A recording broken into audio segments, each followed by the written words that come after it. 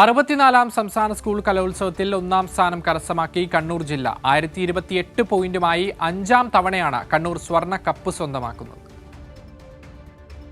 കല, വിദ്യ, നാദം എന്നിവ സമന്വയിപ്പിച്ച പുസ്തകവും വളയിട്ട കൈയും ശംഖുവുമുള്ള 117.5 പവന്റെ സ്വർണ്ണക്കപ്പ് കണ്ണൂർ ജില്ലയിലേക്ക്.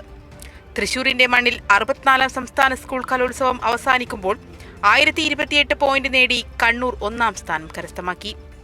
5 ദിവസം നീണ്ടുനിന്ന മത്സരങ്ങൾ, 25 വേദികൾ, 249 മത്സര ഇനങ്ങൾ. ഒടുവിൽ കിരീടം തെയ്യങ്ങളുടെ നാട്ടിലേക്ക്.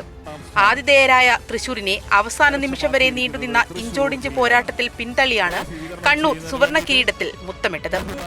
കിരീടം ചൂടിയ കണ്ണൂരിന് പ്രിയ നടൻ മോഹൻലാൽ സ്വർണ്ണക്കപ്പ് സമ്മാനിച്ചു.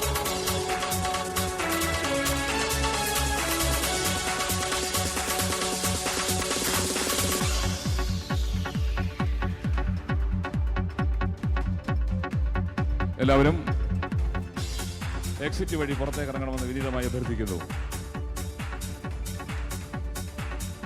1023 പോയിന്റുകൾ നേടി തൃശൂർ ജില്ല 2ാം സ്ഥാനവും 1017 പോയിന്റുകളോടെ കോഴിക്കോട് 3ാം സ്ഥാനവും കരസ്ഥമാക്കി.